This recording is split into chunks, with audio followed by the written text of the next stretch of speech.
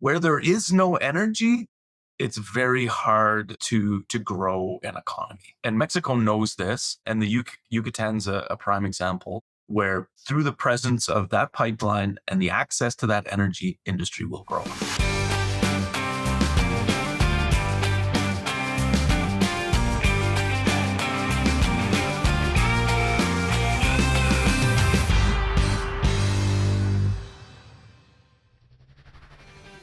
Hello, everyone. In this episode of Billion Dollar Projects, we're back with Toby Cubitt, a pipeline engineer with Pemina Pipeline Corporation. After we recorded our previous conversation, I realized there was so much more I wanted to talk to Toby about, and I was happy that he was able to jump back on. In this episode, we'll talk about the evolution of Mexico's natural gas infrastructure, being an expat working on long-term projects, innovative techniques in pipeline construction, and his current experience on Cedar LNG. Let's get to it. Welcome back, Toby. Thanks a lot, Wes. Good to be back. Yeah, after our last recording, I realized there was quite a bit more that we wanted to talk about, and so we decided to come back in. Different background for me, different shirt. I thank you for wearing the same shirt. For those looking on video, you upheld your end of the bargain, and I'm on the road this week, so I did not. But thank you. Okay, so where we closed off the last conversation was talking about some project work that you had in Mexico, and the one thing that I was interested in, like, these were not export terminals you were working on, were they? No export terminals. The Guadalajara project, which was Manzanillo Guadalajara, was actually an import terminal. So the regasification plant was being built by Samsung, and the gas was coming from South America by Repsol. I believe Repsol was the provider. So yeah, like really Mexico, and I think this opens up another interesting conversation, and just kind of as a part of the history of the development of the industry in Mexico, and then the value of natural gas. I think that's really the conversation. So in the 40s, Mexico nationalized their industry. Under a company called Pemex, and what that means is, the model that we have in Canada, which is, essentially we let foreign entities be responsible for the production, refinement, and transportation of our resources, and we charge a royalty on top of it. So in Mexico, they would be responsible for that entire supply chain. So in the 40s, that happened, and the high value product, throughout the period of development, was oil. Natural gas was a secondary product, and it was never developed. They weren't looking for it. They didn't have the infrastructure to move it, or to refine it, to move it. So they ended up relying heavily on fuel oil for their electricity generation, which, through time, the value of oil changed, and then the environmental restrictions changed, and it became far more beneficial to burn natural gas. It was cheaper, it was cleaner. So throughout the last 2 decades, Mexico's been replumbing the country, so to speak, with natural gas infrastructure to feed their power plants. That's essentially the work that's gone on over the last 20 years. And in that time, they've actually not reversed, but opened up the exploration, production, refinement, transportation of petrochemicals to the world. So they're now, Pemex still exists. They've probably kept all the best assets. they've opened it up to the world market, and there's exploration in the Gulf of Mexico and all that sort of thing. So you describe it as replumbing, and I think for anyone that is looking from the outside in, you make it sound like you're running a new line from your main line to your shower. There's probably a little bit more involved, and so how would you describe like what it takes to replumb from like a fuel gas to a natural gas? well, just as anything, there's many players. There's many different components to execute projects, to switch over power generation from one fuel to another. But where we came in, or I came in, was specifically to do with the pipelines, right? And within pipeline, you have a whole world of different things that you need to do to get these projects off the ground, to win them, to develop them, to build them, to operate them, to maintain them. Like that's an orchestra unto itself. And then the actual upgrade of the power generation, it wasn't really in scope for the company I was working for at the time, which was TransCanada. Yeah, it's has so many benefits. Changing that fuel over. So now, just for my own benefit, what is the country? Is it largely running on natural gas now? Is that?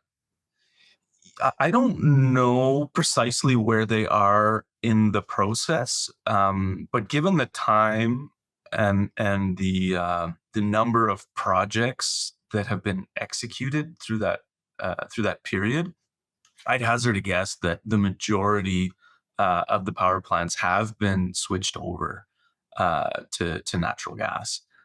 There's a final project right now in the Yucatan called Cuxtel 2. I think they're mid-construction, which is connecting to the southern offshore portion that TransCanada, I believe, is completed now. So I think that's the last project I've heard of. Mega project in Mexico, with and it's not the strict purpose of switching over. That's the impetus for the project, and I would say the anchor of it. But the offshoot to energy is economic growth, I would say. Where there is no energy, it's very hard to grow an economy. And Mexico knows this, and the Yucatan's a prime example, where through the presence of that pipeline and the access to that energy, industry will grow. And I would say that's also true of the southern parts of Mexico, which are known to be far less affluent, I would say. There is a push to bring energy to those regions, which they realize would spur economic growth and wealth for the nation. Yeah. Right on. I'm super curious. I've never myself worked in like being an expat other than in the US. And so, you think of these large scale projects, and there's a lot of difference between working in northern Alberta and working in the Yucatan, for example. What is it like to be, part of the expat community, and what's the scale of that community on a large project? Yeah, I mean, I think it probably depends. I did. I don't remember four major projects in Mexico, and each time it's a bit different. Like I spent many years in Chihuahua, Mexico, which is kind of south of Arizona, and I mean, we were 5 or 6 on the project, and the project scope was, I think somewhere around 500 kilometers of 36 inch, and I think the peak workforce was around 3,000. And expats come from, all over, I would say. When I say 5 or 6, I'm talking about Canadians. But certainly many, on major projects, there's essentially a workforce that goes around the world doing this sort of thing. And they come from, in the case of Mexico, many from Colombia, Argentina, and Venezuela. So oil producing regions of the world. And then overseas, curiously, Italy has a very strong construction, background, and they built many of the pipelines around the world. And we had the luxury of working with them in Mexico, for all of the projects. I believe, in part, you know they had a portion of the construction for all of the projects that we executed there. A lot of folks bring their family with them. Yeah. Yeah. Yeah. Yes. I think it. If we want to talk about just being an expat, that's a whole nother episode. It's a fantastic opportunity. I think it's a point personally in my career where I learned more than any other period. It's where I cut my teeth on the industry. It's where you're immersed in another culture, so you're learning things culturally, another language. And not all expats will learn the language, but the opportunity's there. And then work wise, you are there for one express reason, and that is to execute a job, and everyone that's around you shares that same sort of mentality. And you also rely on one another, because at the end of the day, you're few people, from one country displaced, in another region.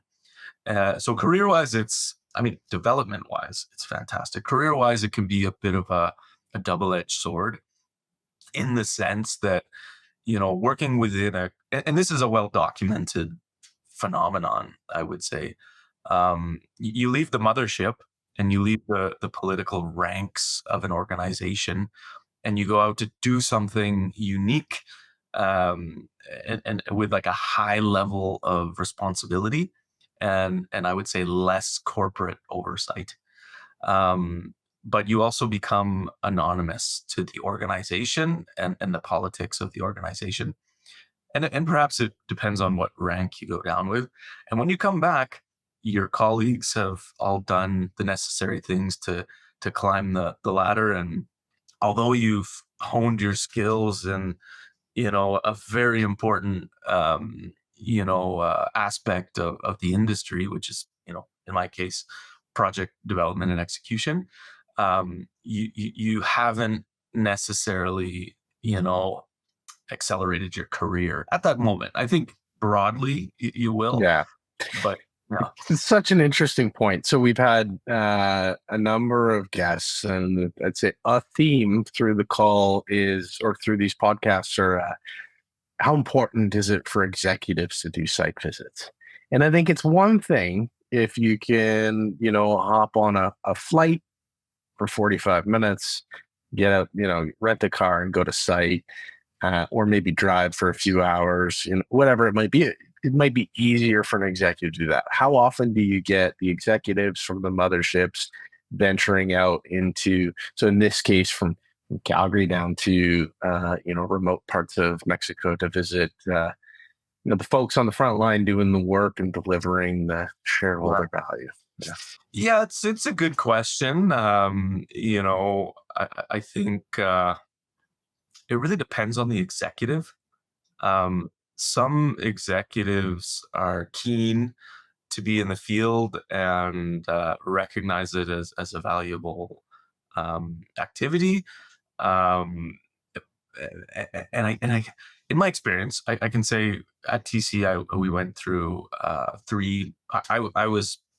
There were three CEOs in the time I worked there, and the first CEO was Hal Quisley, and he's an engineer from Innisfail and salted the earth kind of guy.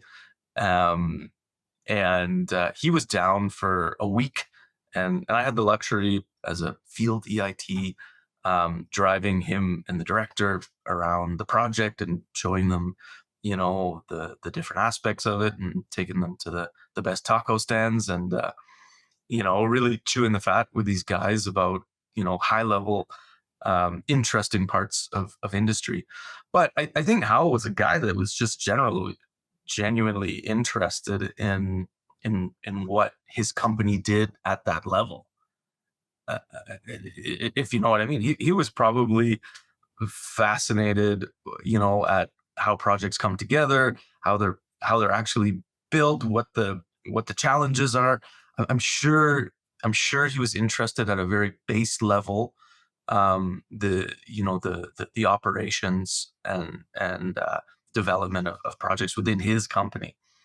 And then we got Russ Gerling for about I think 10 years. He was there, or a little under perhaps. And I think it was just a different approach. I think he had a financial background. And I'm sure he visited projects, but I'm sure through his background and understanding of how a company operates and runs, he brought another perspective that probably he may not have been as intimate with, like the nuance of project execution. And whether he went more or less to the field, I can't comment. But I would say less the question would be how much do they go to the field, and more the question would be how interested are they in the things that are paying the bills, and how intimate are they with those particular things.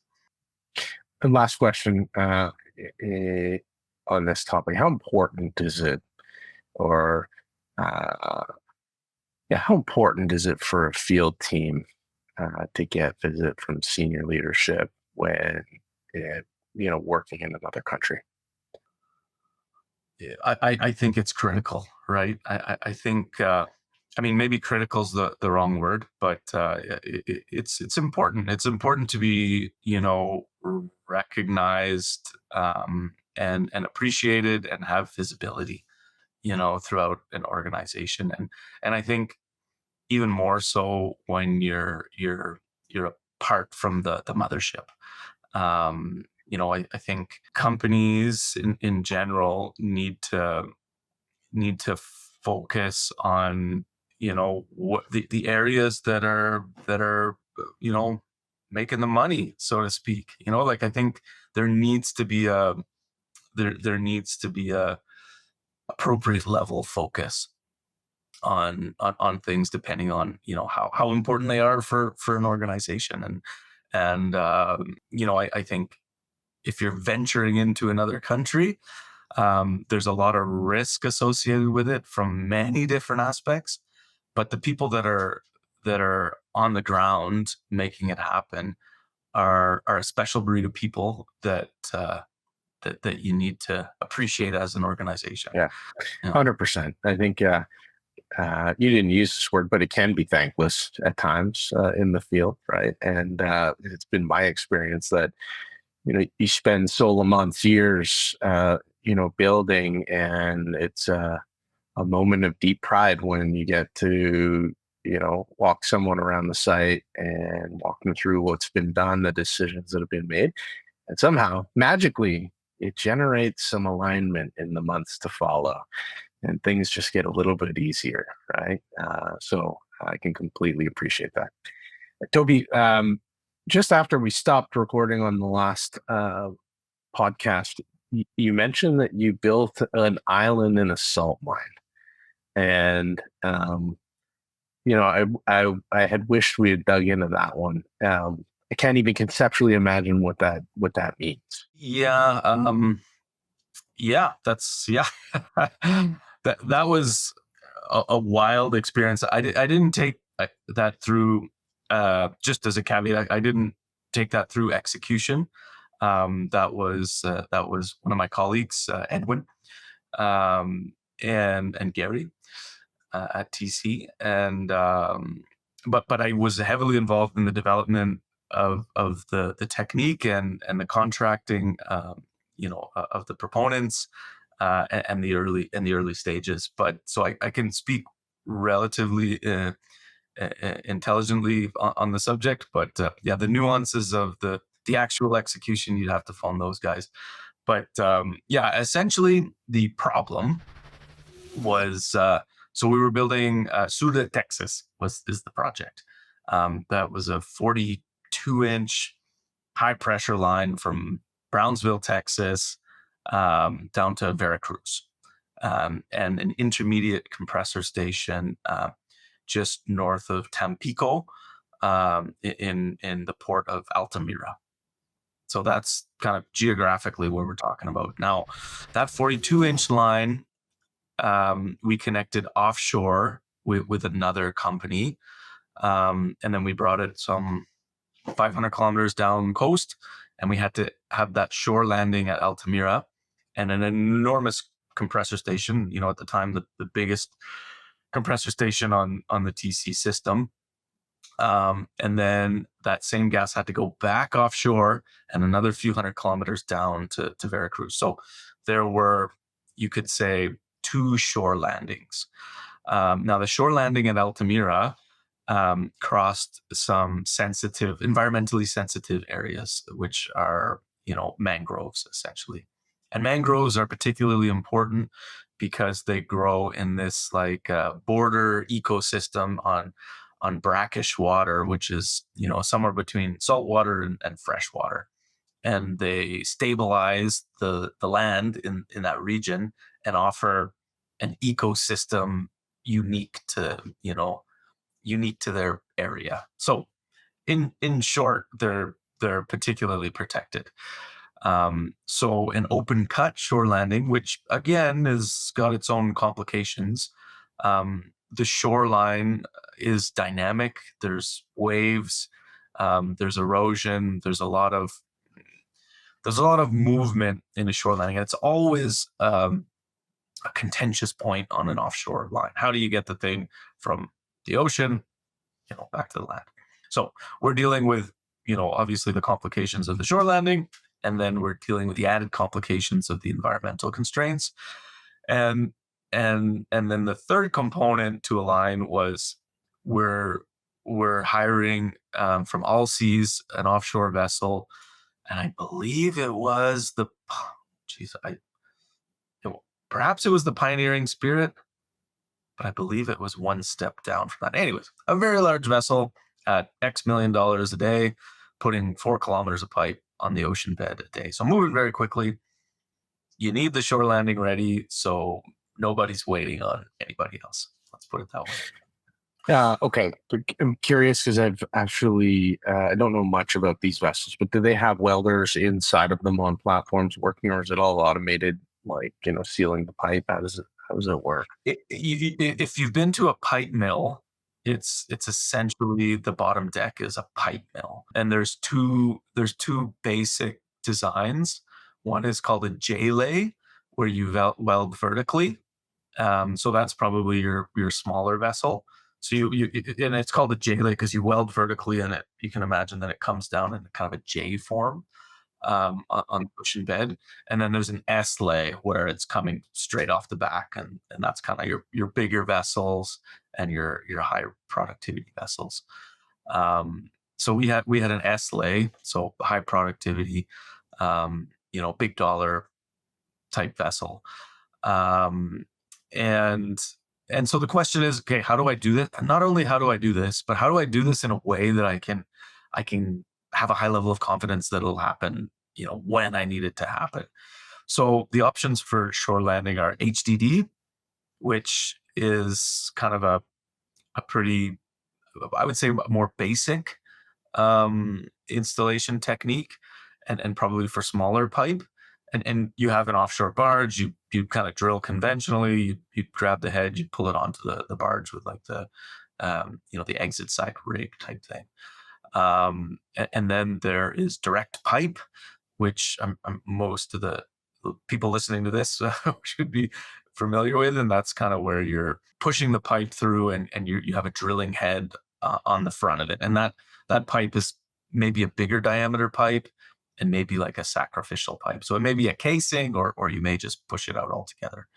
Um, and and then there's micro tunnel, right, which is kind of next level complication. So if you've seen any, Discovery Channel documentaries on building massive tunnels in the Swiss Alps, that's a tunnel boring machine.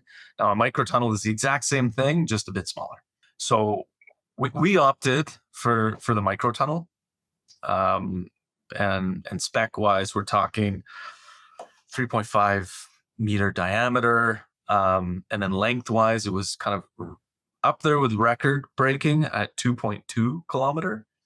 And that had to accommodate two 42-inch pipes and a 24-inch pipe, which we call the water winning line. So that would draw water from the ocean for the hydro test of the two pipe sections. Yeah. What happens if there's a weld that fails inspection or a hydro test that doesn't pass and the boat is still moving? Stop progress and deal with it. Well, I mean, on the vessel, you're doing all your proper steps. You're like, and again, I didn't go to the vessel, but I did look at the inspection test plans, and I did have a general understanding of what the process was there. But yeah, you'd be doing your inspection, you'd be welding as per whatever weld procedure. You'd be doing your inspection, and if something failed, which I'm sure there were instances, I don't know specifically, then you just stop the production, cut out the weld, and re-weld. But it begs a really good question. What do you do? You're hydro testing 500 kilometers of subsea line without a valve. Like, yeah, what do you do if there's a leak? I don't know. Are you ever going to find that leak? Maybe. I don't know. Yeah. I have no idea. Super interesting. Right on. So I think we kind of went over what's a shore landing, what are the techniques and whatnot. But I think what made this one particularly interesting was the length, and the location, and the diameter. So in order to actually execute this thing, we had to build a road into we could call them salt mines, but essentially they flooded with salt water. They trap the water, they'd evaporate and mine the salt, which is a pretty common technique. So we built a road. We built an enormous island, which you can find if you look on Google Earth, up by Altamira. And there we had to lay down all the sections of pipe. So I believe the island was, let's say it was 500 or 600 meters long by 200 meters, something like that.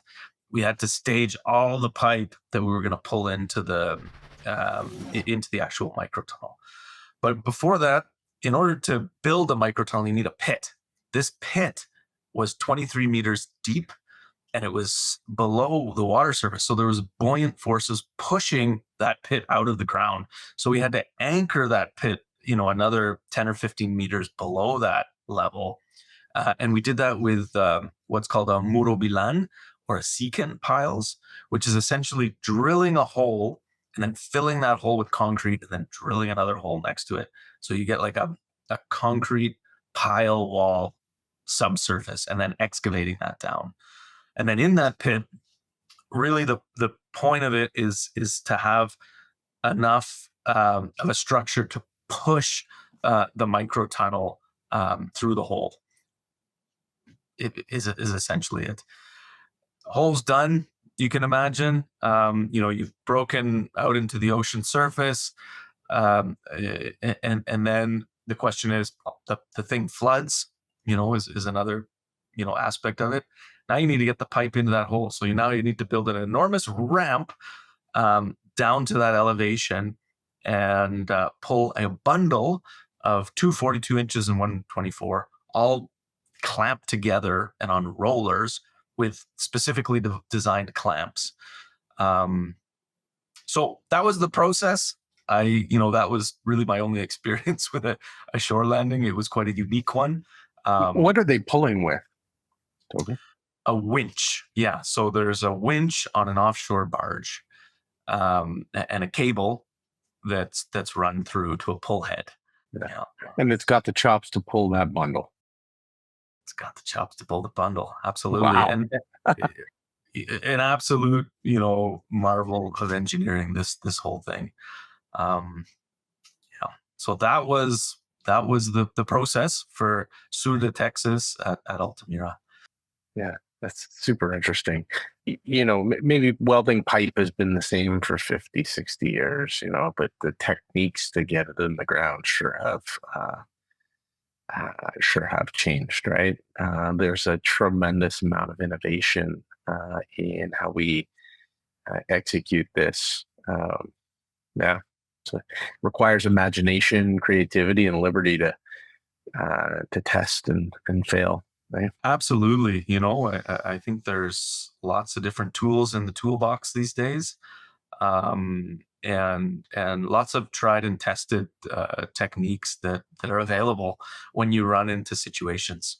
And it's what makes it interesting as well.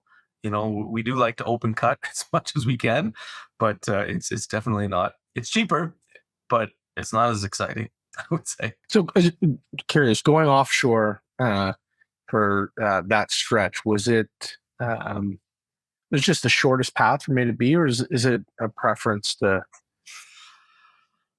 That's a really great, why go offshore is the question. Well, because I understood, and I don't have the map, but you're going point to point where you could easily go. I mean, maybe not easily, but you could go on land. But you went from land to land. It's a very good question, and I think there's a lot of there's a lot of ways to answer it. There are scenarios where it's cheaper, and what makes onshore construction complicated?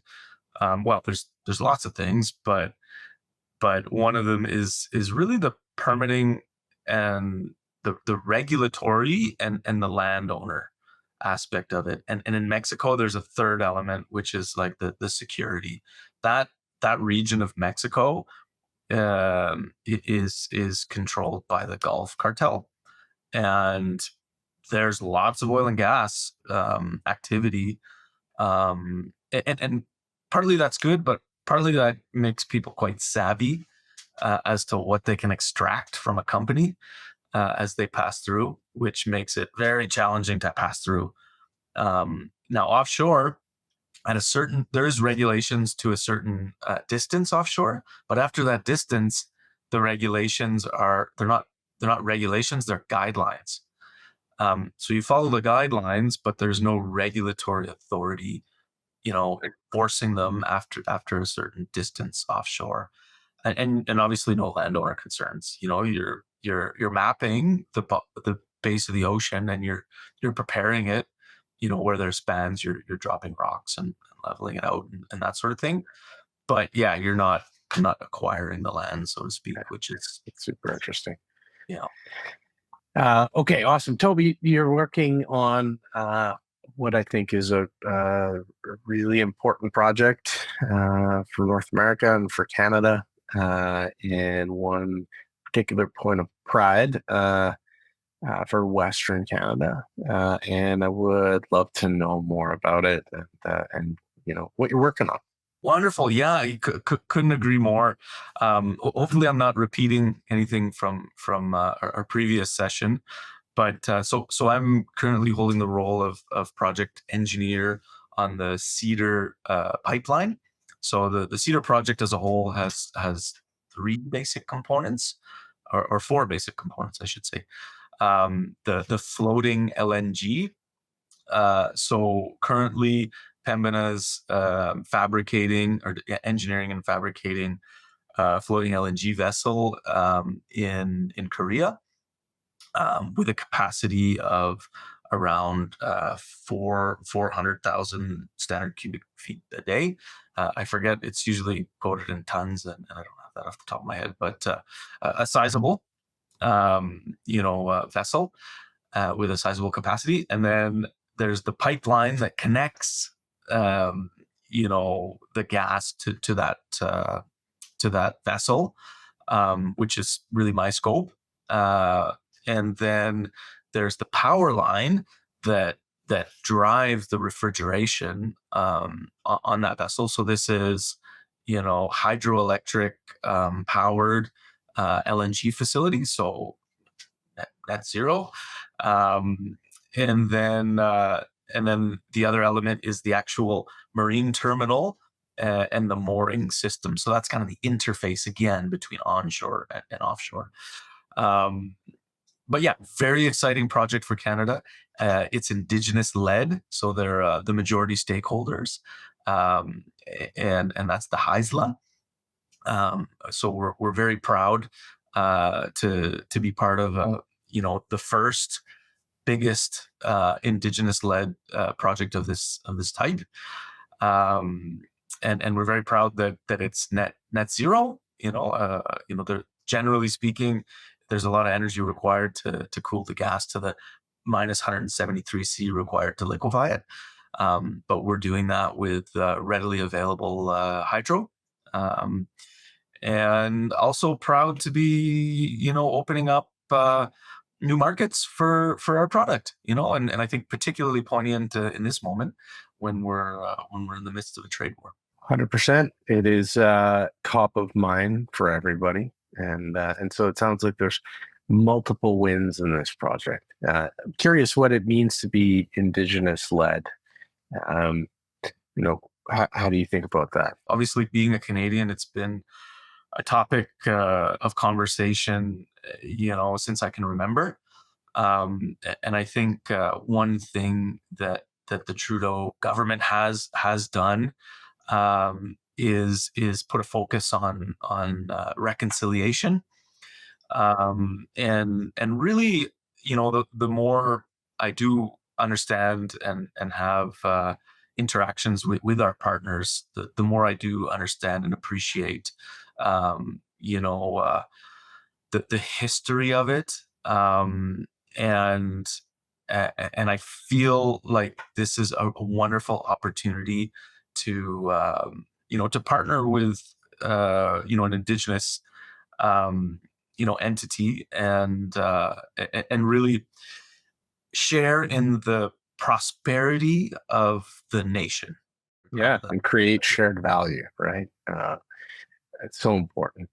So when do you expect the first shipment? When's the plan for the first shipment to hit Tidewater? ISD is 2028. Yeah. And I want to say Q1, but somewhere in that time frame. That's right. Love to have you back when that happens to get the history of the 3-year journey to make that happen. Certainly, there'll be sacrifice from everybody, and look forward to following it. That's for sure. Yeah, Toby, I'm interested in if you were to share with whether it's folks coming up on the tools, tradespeople, or maybe it's an engineer going through university now, contemplating where to get involved in what industry, and specifically, in your experience in engineering and construction, what would you say is your pitch to get folks interested in joining a career that's been so great so far for you? Oh, that's a good one.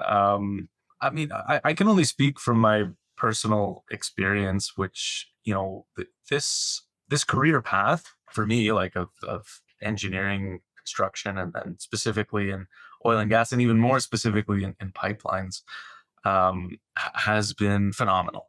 From every angle, I would say,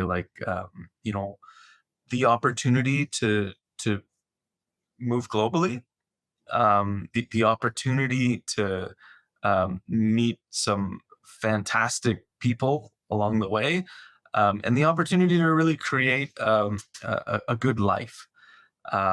Now, that all comes in many forms and colors. But someone who is interested in working hard and getting along, um, this industry will offer a complete spectrum of career paths. And what I mean by that is you can focus on any tiny detail and become an expert in that tiny detail, and you will rise to the top ranks of an industry and be called upon throughout the world to solve these problems that people face, whether it's a cable crane on a hill, or an HDD, or a micro tunnel, or a specific material, or a welding process, or what you can't even imagine. I can't even imagine. My spectrum probably is quite limited, but I couldn't speak enough about that. And I think the other really important thing is it's a very welcoming industry. I think it probably has, um, I'm not sure that's the reputation it has. And I'm sure there's hard parts of it. But in general, it's an open arms industry who needs people, who needs good people. And it's a respectful industry. And it's a good place to work all around. Toby, thank you very much. We managed to cover a lot of ground over these couple episodes, so I appreciate it. I appreciate you sharing your perspective and your stories. Certainly super interesting, and I look forward to having you back in to find out how construction's going on Cedar LNG. Wonderful, Wes. It's been a real pleasure. Anytime. I'm happy to chat about projects, experiences, and whatnot. So it was really a pleasure for me as well.